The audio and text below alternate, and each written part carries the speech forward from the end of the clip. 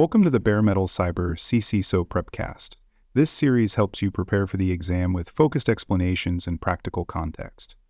The registration process for the Certified Chief Information Security Officer exam begins with creating an account on the official ECC Council platform. After logging in, candidates need to navigate to the exam registration section, where they complete a series of forms confirming eligibility and selecting their preferred testing option. During registration, candidates are required to upload key documents, which may include proof of identity, experience documentation, and any supporting materials previously approved through the CCISO application. Choosing the correct type of ECC Council account is important. This varies depending on whether the candidate is registering as an individual, through an employer, or via a training partner. It is essential to review the terms and conditions carefully at this stage, as they outline important rules around cancellation, rescheduling, and conduct. Some of the most common mistakes at this stage include entering incorrect contact information, uploading incomplete documents, or failing to choose the appropriate exam track. When registering for the exam, candidates will choose between computer-based testing and testing at a physical location. The computer-based option includes remote proctoring, which allows candidates to take the exam from home or another private location with proper setup and supervision. Alternatively, authorized test centers provide an in-person option for those who prefer a more controlled environment. Test center locations vary by region, and candidates should confirm availability in their area before registering. Remote proctored exams offer flexibility and convenience, but require a strong internet connection, a compatible computer setup, and a distraction-free environment. Candidates should evaluate both convenience and technical reliability when choosing their exam method. Confirming the availability of seats in either option is an important step before finalizing the scheduling and can help avoid last-minute delays. Once registration is complete, candidates move on to the scheduling phase. Choosing the right exam date is a strategic decision. Candidates should consider their current readiness and the amount of time they need to complete final preparation. ECC Council recommends allowing several weeks between registration and the exam day to accommodate a structured review period. If candidates need to make changes to their appointment, they can reschedule or cancel within the ECC Council platform. There are specific deadlines for making these changes without incurring fees, and understanding these timelines is important to avoid penalties.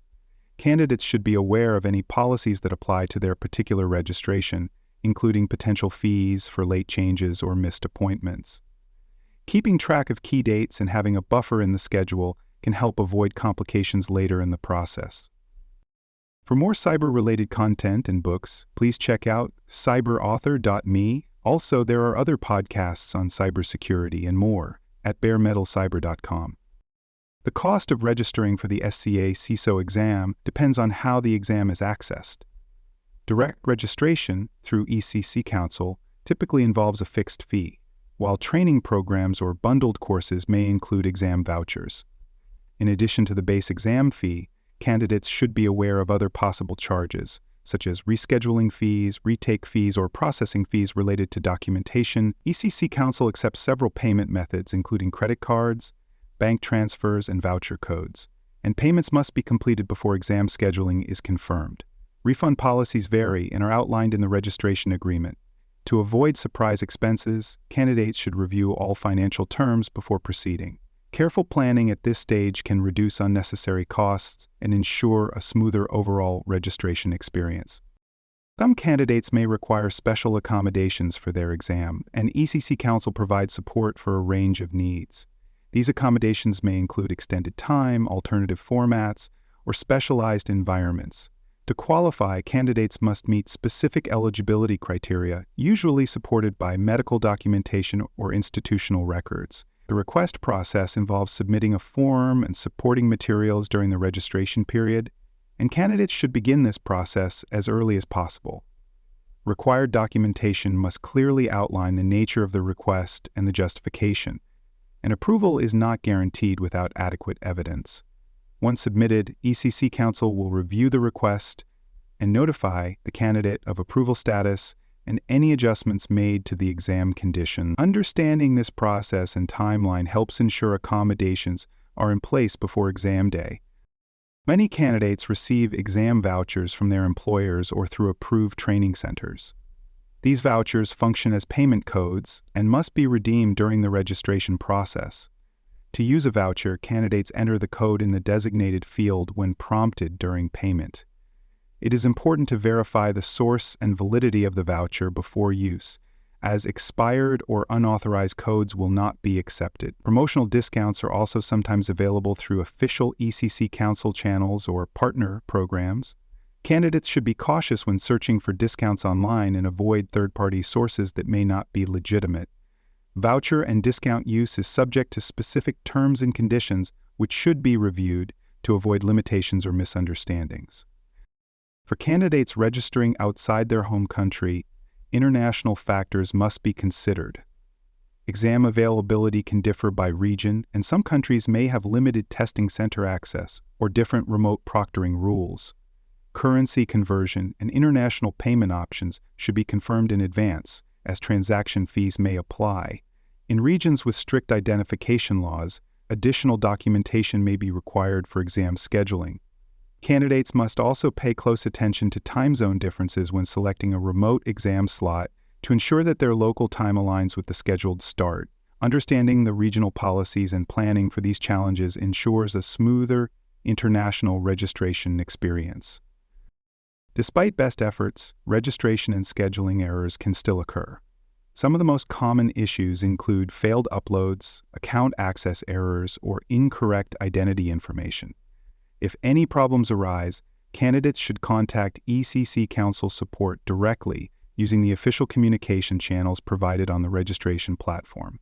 When problems involve documentation, candidates should be prepared to resubmit clear and complete versions of the required files. If an issue remains unresolved, ECC Council provides an escalation process that allows candidates to request additional review or clarification. To minimize the risk of registration disruptions, candidates should double-check all information and documents before submitting and ensure that internet connections are stable when accessing the registration portal. Once the exam is scheduled, candidates will receive an official confirmation notice by email. This confirmation includes the exam date, time, testing method, and location if applicable. Candidates must verify that all information is correct and take note of any instructions provided for the day of the exam. ECC Council may send additional materials or guidelines in the days leading up to the test, such as technical requirements for remote testing or arrival instructions for test centers. Candidates should maintain a checklist to ensure they are fully prepared, including confirming identification requirements, reviewing the exam format, and testing their computer setup if using remote proctoring. If confirmation is not received within a reasonable time frame, candidates should contact support immediately to resolve the issue. Completing a final review of all materials in the days before the exam supports a confident and focused test day experience. After registration, the next step is planning how to prepare effectively before exam day.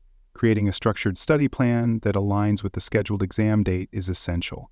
Candidates should divide the remaining time into manageable blocks, assigning specific topics or domains to each phase.